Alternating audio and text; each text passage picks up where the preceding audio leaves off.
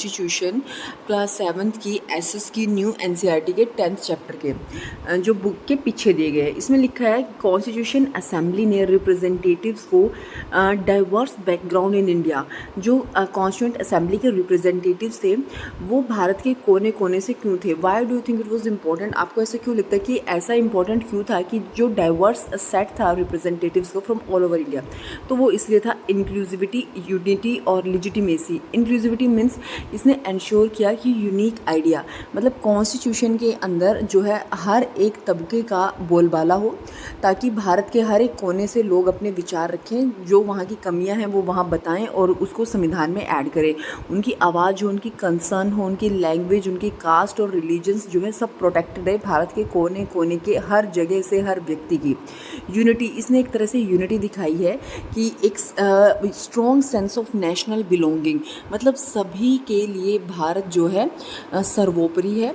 एक strong sense of national belonging and trust among completely different communities. तो इसलिए जो है कॉन्स्टिट्यूंट असेंबली में जो रिप्रेजेंटेटिव्स थे भारत के कोने कोने से थे, इसने अनेकता में एकता को दिखाया।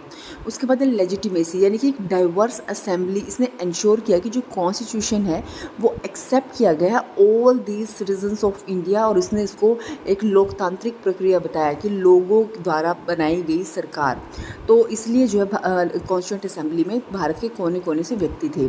Read the statement below carefully and identify which key features values in the Constitution of India reflected in each statement.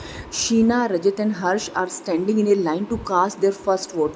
तो इसका मतलब है यूनिवर्सल एडल्ट फ्रेंचाइजी, मतलब कि सभी को वोट देने का अधिकार है, पॉलिटिकल इक्वालिटी, राजनीतिक न्याय। उसके बाद Radha, Imon and Harpreet study in the same class in the same school. ये बता रहा है राइट टू इक्वालिटी, सभी को समानता का अधिकार है, सभी को समानता का अवसर है, मतलब सभी को समान अवसर मिलेंगे। अगर किसी को पढ़ाई करनी हो, इसमें कोई ये नहीं है कि अमीरों को मिलेगा या फिर गरीबों को मिलेगा या फिर इस कास्ट को मिलेगा या उस कास्ट को मिलेगा। Parents must make arrangements to ensure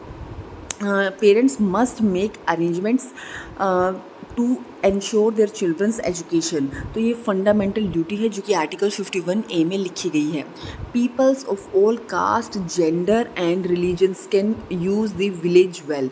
तो मतलब इसमें ये बता रखा है कि इससे जो है जो डिस्क्रिमिनेशन है, जो छुआछूत है, उसको प्रतिबंध करके दिखाया गया, प्रोहिबिशन ऑफ डिस्क्रिमिनेशन। ये आर्टिकल 15 में भी है।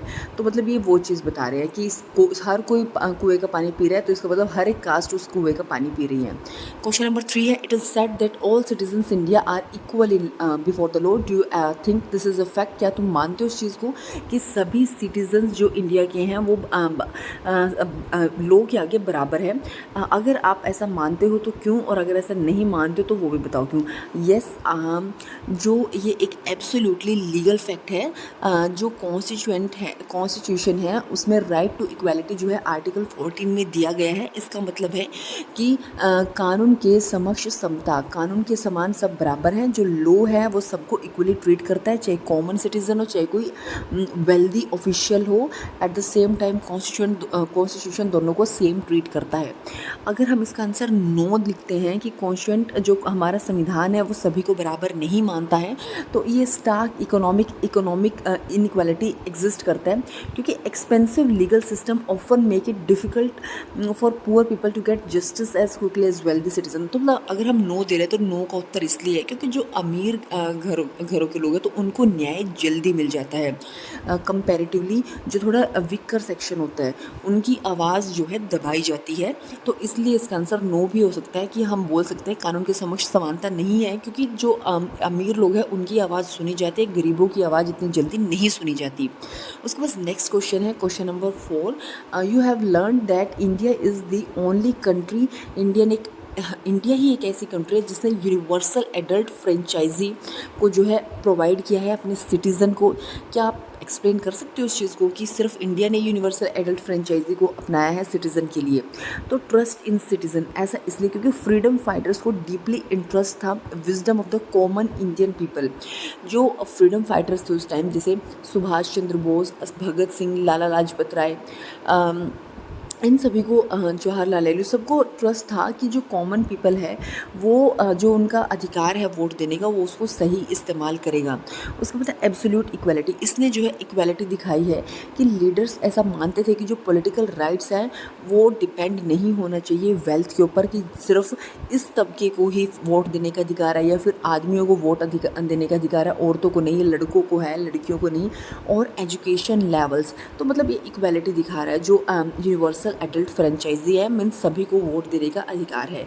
सोशल रिफॉर्म, ये एक तरह से ये एक सभी को ग्रांट है कि कोई भी वोट दे सकता है, 18 साल से बड़ा व्यक्ति, और वो उसको vote help challenge and break traditional caste and gender hierarchies from day one.